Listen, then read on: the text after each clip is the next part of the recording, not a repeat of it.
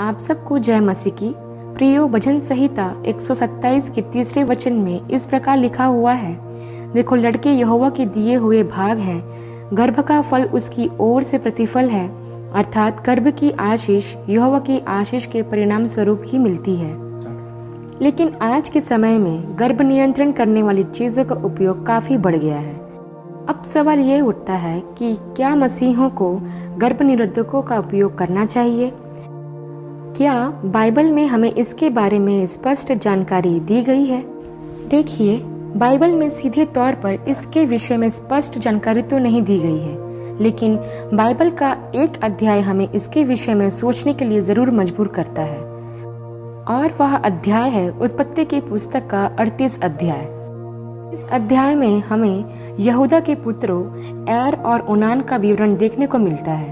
एर ने एक स्त्री तामार से विवाह किया था, परंतु वह दुष्ट था और परमेश्वर ने उसे मार दिया, जिससे तामार बिना पति और बिना बच्चे के रह गई। तब यहूदा ने ओनान से कहा कि अपनी भौजाई के पास जा और उसके साथ देवर का धर्म पूरा करके अपने भाई के लिए संतान उत्पन्न कर।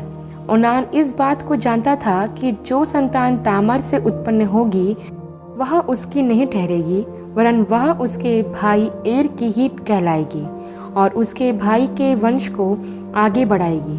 अतः ओनान जब अपनी भौजाई के पास गया, तब उसने गर्भ निरोधक के पुराने उपाय अर्थात भूमि पर वीर्य गिराकर नाश करने का उपयोग किया। ओनान के इस काम से यहोवा अप्रसन्न हुआ और यहोवा ने उसे मार डाला। यहाँ पर हम ध्यान दें कि ओनान ने अपने भाई के लिए एक वारिस को उत्पन्न करने के अपने वैधानिक उत्तराधिकार को उपयोग करने से इनकार कर दिया तथा तामार को सिर्फ अपने आनंद की प्राप्ति के लिए उपयोग किया। स्पष्ट रूप से यह गर्भ निरोधक का ही कार्य था, के कारण परमेश्वर ने ओनान को मार दिया। ओनान के इस प्रकार के कार्य के पीछे उसका स्वार्थ था। प्रियो, इस घटना का बाइबल में होना बहुत महत्व रखता है। परमेश्वर इस घटना के माध्यम से हमें बताना चाहते हैं कि अगर हम अपने स्वार्थ के लिए गर्भ निरोधकों का उपयोग करते हैं तो यह गलत है। जैसा आज के समय में बहुत से लोग अपने शारीरिक आनंद के लिए इसका उपयोग करते हैं। स्पष्ट रूप से कहा जाए तो एक जोड़ा अगर अपने शारीरिक आनंद के लिए गर्भ निरोधकों का उपयोग करता है तो यह गलत है और परमेश्वर इससे अप्रसन्न होता है। ओनान की कहानी हमें गर्भ निरोधकों के उपयोग करने के पीछे हमारे उद्देश्य को बताती है। ओनान का उद्देश्य गलत था, इसलिए उसका ऐसा करना भी गलत था। लेकिन अगर एक जोड़ा गर्भ निरोधकों का उपयोग अस्थायी रूप से सिर्फ उस समय तक करता है जब तक वह बच्चों के लिए आर्थिक व आत्मिक रीति से तैयार ना हो जाए, तो ऐसा करना उसके उद्देश्य के अर्थ को समझते हुए सही है। प्रियो, हम सब इस बात को जानते हैं कि संतान की चाह हर किसी को होती है। हर एक वैवाहिक जोड़ा यह आशा करता है कि विवाह के पश्चात उसका परिवार बढ़े, उसके घर में बच्चों की किलकारियां गूंजे। लेकिन सिर्फ अपने थोड़े से स्वार्थी आनंद के लिए कई लोग इस खुशी से जो परमेश्वर संतान के रूप में देता है वंचित हो जाते हैं।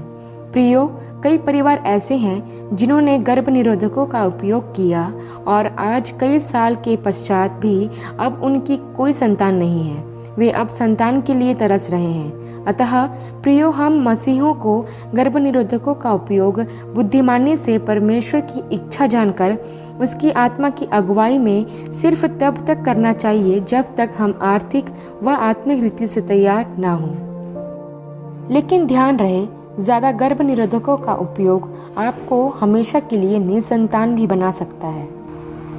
प्रियो, हमें आशा है कि इस वीडियो के द्वारा आपके इस सवाल का जवाब आपको मिल गया होगा कि मसीहों को गर्भ निरोधकों का उपयोग करना चाहिए अथवा नहीं। अगर इस वीडियो के द्वारा आपने आशीष पाई है तो हमें कमेंट में ज़रूर बताएं। प्रभु का अनुग्रह आप सबके ऊपर बना रहे। धन्यवाद। सबको जय मसीह की।